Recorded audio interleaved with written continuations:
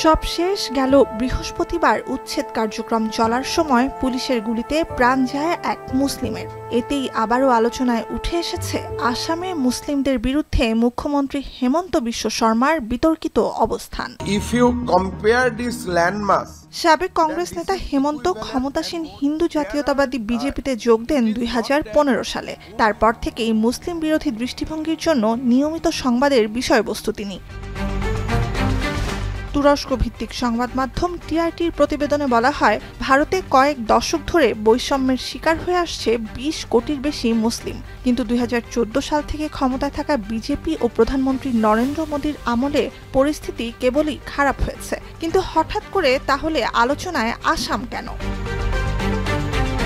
সম্প্রতি আসামের গোয়ালপাড়ায় পাইকান সংরক্ষিত বনাঞ্চলে বন বিভাগের সহযোগিতায় উচ্ছেদ অভিযান চালায় রাজ্য পুলিশ। প্রশাসনের দাবি, উচ্ছেদ চলছে বাংলাদেশি অনুপ্রবেশকারীদের লক্ষ্য করে। অভিযানের সময় এক মুসলিম নিহত এবং আহত হয় আরও অনেকে।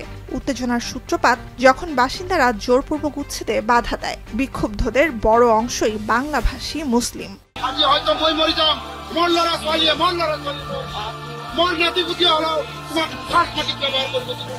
রাজ্য সরকারের ভাষ্য, বনের 140 হেক্টর জমি পরিষ্কার করতে চায় কর্তৃপক্ষ, যেখানে বাস 1080টি পরিবারের, বেশিরভাগই মুসলিম বাঙালি। উচ্ছেদের শিকার বাসিন্দারা বলছেন, অঞ্চলটি সংরক্ষিত বনাঞ্চল ঘোষণারও অনেক আগে থেকে সেখানে বসবাস তাদের। টিআরটি বলছে, মুখ্যমন্ত্রীর সাম্প্রতিক কার্যক্রম এবং উস্কানিমূলক বক্তব্যে ইঙ্গিত মেলে যে রাজ্য জনসংখ্যার চিত্র বদলে দিতে এবং কট্টর হিন্দুদের সহানুভূতি অর্জনে সম্মিলিত প্রচেষ্টার অংশ এই বাঙালি মুসলিমদের অপসারণ।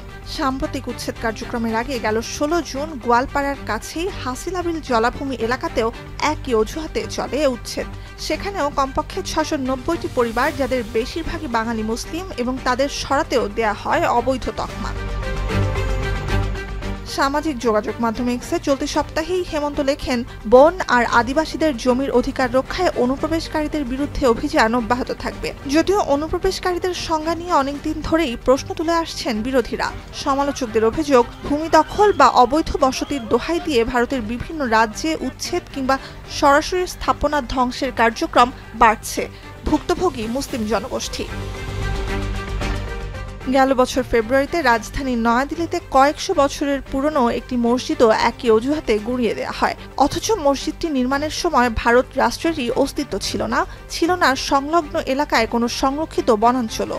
বিভিন্ন প্রতিবেদনে দেখা যায়, ভারতে ধর্মীয় সংখ্যালঘু, বিশেষ করে মুসলিমদের লক্ষ্য করে বিদ্বেষপূর্ণ মন্তব্য নজিরবিহীন মাত্রায় পৌঁছেছে 2024 সালে। এমন প্রেক্ষাপটে উচ্ছেদ অভিযান সামনে এগিয়ে নিতে অনড় আসাম মুখ্যমন্ত্রী। কোনো ধরনের বিরোধিতা তাকে লক্ষ্যচ্যুত করতে পারবে না জানিয়ে গত 8 জুলাই তিনি বলেন, 350 বাংলাদেশিকে অপসারণে আপত্তি জানালে ফল ভোগ করতে হবে। রাজনীতিতে তার যাত্রার বড় অংশ জুড়ে রয়েছে মুসলিম বিরোধিতার অভিযোগ। বিরোধীরা বলছেন, নিজেদের দুর্নীতি আর অব্যবস্থাপনাকে আড়ালে রাখতে ভূমি দখলমুক্ত করার নাটক করছেন বিজেপি মুখ্যমন্ত্রী।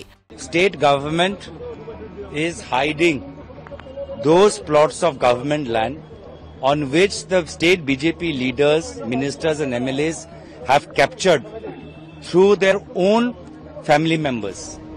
Congress has been very successful in releasing the details of those properties. They are trying to divert the corruption of their wives and family members, whether in the Gir cow scam or in this land encroachment scam. And that is why they are doing this, to divert the attention from their own misgovernance and their corruption. আসামের মুসলিমদের বারবার লক্ষ্য করছেন হেমন্ত, বিশেষ করে যারা বাঙালি বংশোদ্ভূত। তাদের তিনি অভিহিত করেন বাংলাদেশি অনুপ্রবেশকারী বলে। বাংলাদেশে গেল বছর অগাস্টে রাজনৈতিক পট পরিবর্তনের পর নিজের পক্ষপাতদুষ্ট অবস্থান আরও স্পষ্ট করেন তিনি। কিন্তু কয়েক প্রজন্ম ধরে আসামে বসবাসরত বাসিন্দাদের দাবির সঙ্গে মুখ্যমন্ত্রীর দাবিও স্পষ্টই সাংঘর্ষিক। বিভিন্ন সময় হেমন্তর আরও কিছু অভিযোগের মধ্যে উল্লেখযোগ্য, সবজির দাম বৃদ্ধি এবং বন্যার জন্য দায়ী মুসলিমরা। যদিও এসব অদ্ভুত অভিযোগের কোনো প্রমাণ তিনি দিতে পারেননি। কিন্তু এসব অভিযোগ আমলে নিয়ে অনেক অসমীয় জাতীয়তাবাদী গোষ্ঠী হুমকি থামকি দিচ্ছে মুসলিমদের বাড়িতে বাড়িতে গিয়ে। হেমন্ত সরকারে যেটো উচ্ছেদ কৰি আছে, আমাৰ ট্ৰাইবেলৰ হিচাপত সমৰ্থন পুৰা হৈ কৰি আছো। এমন পরিস্থিতিতে হেমন্তের উচ্ছেদ অভিযানের শিকার কয়েক হাজার মানুষ বিক্ষোভ অব্যাহত রেখেছেন এবং পরিস্থিতি ক্রমশ অবনতির দিকে যাচ্ছে। ভারতীয় ডিজিটাল সংবাদ মাধ্যম স্ক্রলের তথ্য, শুধু গেল মাসেই আসামের 4 জেলার 5টি উচ্ছেদ অভিযানে আশ্রয়হীন হয় 3,500 মানুষ। ইন্ডিয়ান এক্সপ্রেসের তথ্য, গেল 8 জুলাই রাজ্যের অন্যতম বড় উচ্ছেদ অভিযান চলে ধুবড়ী জেলায়। 3,500 বিঘা জমি থেকে সরে যেতে বাধ্য করা হয় 1400 পরিবারকে। সাম্প্রতিক উচ্ছেদ অভিযানের ফলে সহিংস বিক্ষোভের সংখ্যা বাড়ছে আসামে। অভিযানের সমালোচনা করেছেন রাহুল গান্ধী সহ ভারতের কেন্দ্রীয় রাজনীতির শীর্ষ নেতারাও। আসামে এ ধরনের বিক্ষোভ নতুন নয়। 2019 সালের নাগরিকত্ব সংশোধনী আইন এবং সম্প্রতি মুসলিমদের সম্পদ রক্ষণাবেক্ষণে ওয়াকফ সংশোধনী আইনকে কেন্দ্র করে ব্যাপক বিক্ষোভ হয় রাজ্যটিতে। নুজহাত কামাল, এখন বিশ্ব।